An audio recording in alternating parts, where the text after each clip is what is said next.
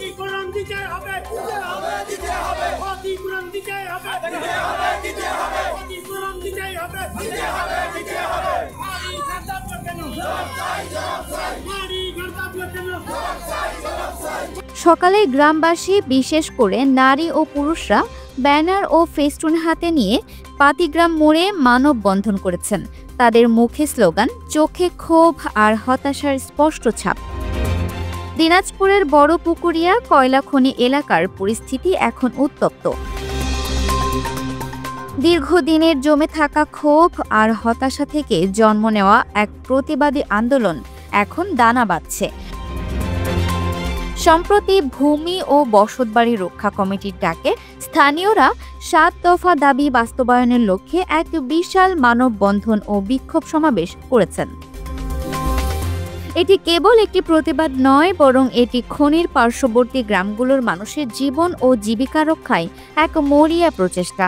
বুধবার সকাল ১১টায় দিনাজপুরের পার্বতীপুর উপজেলার হামিদপুর ইউনিয়নের পাতিগ্রাম এবং পাঁচঘরিয়া গ্রামের প্রায় ৪,০০০ নারী ও পুরুষ একত্রিত হয়ে এই মানববন্ধন কর্মসূচিতে অংশ নেন। তাদের সবার চোখে মুখে ছিল একই দাবি।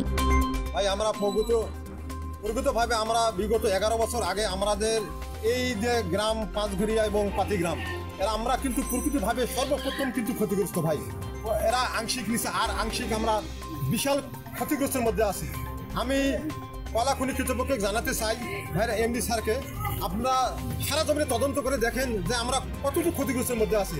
এই এলাকার মানুষের দুর্ভোগের স্থায়ী সমাধান। হাতে থাকা প্ল্যাকার্ডগুলোতে লেখা ছিল তাদের মূল ৭টি দাবি, যা খনির কার্যক্রমের কারণে সৃষ্ট বিভিন্ন সমস্যা নিয়ে আলোকপাত করছিল। ভূমি ও বসতবাড়ি রক্ষা কমিটির সভাপতি মোহাম্মদ মতিয়ার রহমান মানববন্ধনে বক্তব্য রাখতে গিয়ে বলেন, আমরা দীর্ঘদিন ধরে এই এলাকায় নানা সমস্যা নিয়ে জীবনযাপন করছি। কয়লা উত্তোলনের কারণে আমাদের গ্রামের প্রতিটি বাড়িতে কম্পন অনুভূত হয়। এই কম্পনের ভয়ে রাতের বেলা আমাদের বসতবাড়িতে রাত্রি যাপন করা কঠিন হয়ে পড়েছে। মনে হয় যেন যে কোনো মুহূর্তে বড় ধরনের দুর্ঘটনা ঘটে যেতে পারে।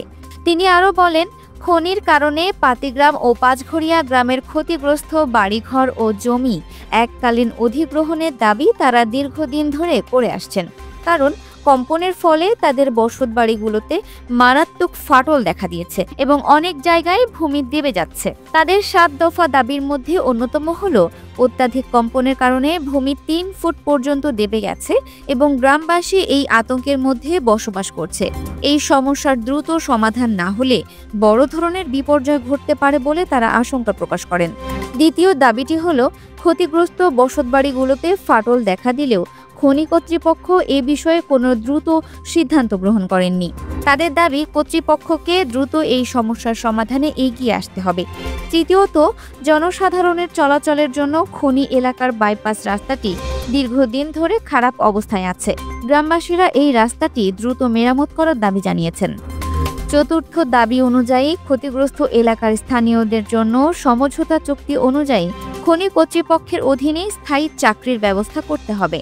খনি কর্তৃপক্ষ লাভবান হলেও স্থানীয়দের কর্মসংস্থান না হওয়া এক বড় সমস্যার সৃষ্টি করেছে।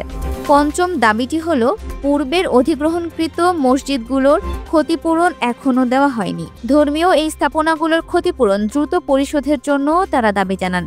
ষষ্ঠ দাবিটি হলো, সুপেয় পানির ব্যবস্থা করা। খনির কারণে ভূগর্ভস্থ পানির স্তর নিচে নেমে গেছে, যার ফলে বিশুদ্ধ পানির তীব্র সংকট দেখা দিয়েছে। এটি একটি মৌলিক মানবিক প্রয়োজন, যা দ্রুত পূরণ করা উচিত। সবশেষে সপ্তম দাবিটি হলো, ঘরবাড়ি সহ অন্যান্য স্থাপনার ফাটল পরিদর্শনের জন্য দ্রুত পদক্ষেপ গ্রহণ করা এবং ক্ষতিগ্রস্তদের ক্ষতিপূরণের ব্যবস্থা করা। মানববন্ধনে অন্যান্যদের মধ্যে বক্তব্য রাখেন মোহাম্মদ সাকির ইসলাম। ফাটল বসতবাড়ি বিষয়ে কর্তৃপক্ষ দ্রুত সিদ্ধান্ত গ্রহণ করতে হবে। জনসাধারণের চলাচলের জন্য খনি এলাকার বাইপাস রাস্তাটি পুনর্মেরামত কেন হয়নি জবাব চাই। সমঝোতা চুক্তি অনুযায়ী ক্ষতিগ্রস্ত এলাকার ঘর ঘর স্থায়ী চাকরি হয়নি কেন, ক্ষতিগ্রস্ত জবাব চাই। পূর্বে অধিগ্রহণকৃত মসজিদগুলোর ক্ষতিপূরণ দেওয়া হয়নি কেন, খনি কর্তৃপক্ষ জবাব চাই। ক্ষতিগ্রস্ত এলাকার বাহিরে নতুন করে পানি সংকট দেখা দেওয়ার কারণে সুপেয় পানির ব্যবস্থা হয়নি কেন, খনি কর্তৃপক্ষ জবাব চাই। ঘরবাড়ি সহ স্থাপনা ফাটল পরিদর্শনের দ্রুত পদক্ষেপ গ্রহণ। আকাশ মাহমুদ হিটলার, ইউপি সদস্য আব্দুল কাদের, মোহাম্মদ আবু তাহের, সংগঠনের সাধারণ সম্পাদক মোহাম্মদ ফরহাদ আলী সহ সংগঠনের অন্যান্য নেতাকর্মীরা তারা সবাই একমত পোষণ করেন যে যদি তাদের দাবিগুলো দ্রুত মেনে নেওয়া না হয় তবে তারা ভবিষ্যতে আরও কঠোর আন্দোলন গড়ে তুলবেন। এ বিষয়ে বড়পুকুরিয়া কয়লা খনির ব্যবস্থাপনা পরিচালক মোহাম্মদ আবু তালেব ফারাজির সঙ্গে মোবাইল ফোনে যোগাযোগ করা হলে তিনি জানান, আমাদের একটি সার্ভে কমিটি এলাকায় কাজ করছে। যদি পাতিগ্রাম ও পাঁচঘরিয়া দুটি গ্রাম ডেবে যায় তবে আমরা অবশ্যই সার্ভে করে ক্ষতিপূরণ দেব। তার এই বক্তব্যকে সংগঠনের সভাপতি মোহাম্মদ মতিয়ার রহমান যথেষ্ট মনে করছেন না। তিনি বলেন, আমাদের দাবি মেনে না নিলে আগামীতে আমরা কঠোর আন্দোলন গড়ে তুলব। এই কঠোর বার্তা থেকে বোঝা যায় যে স্থানীয় বাসিন্দারা আর কেবল আশ্বাস নয় বরং সুনির্দিষ্ট পদক্ষেপ চান। এই ঘটনাটি আবারও প্রমাণ করে যে বৃহৎ উন্নয়নের প্রকল্পগুলো স্থানীয় জনগণের জীবন ও জীবিকার ওপর কী ধরনের প্রভাব ফেলতে পারে। বড়পুকুরিয়া কয়লা খনি দেশের বিদ্যুৎ চাহিদা পূরণে গুরুত্বপূর্ণ ভূমিকা পালন করলেও স্থানীয় মানুষের নিরাপত্তা ও অধিকার নিশ্চিত করাও সমানভাবে জরুরি। এই আন্দোলনটি কেবল একটি স্থানীয় সমস্যা নয়, এটি একটি বৃহত্তর সামাজিক ও পরিবেশগত আন্দোলনের অংশ যা দেশের উন্নয়ন প্রকল্পের ভবিষ্যৎ নিয়ে প্রশ্ন তোলে। Multimedia desk, Dinajpur TV.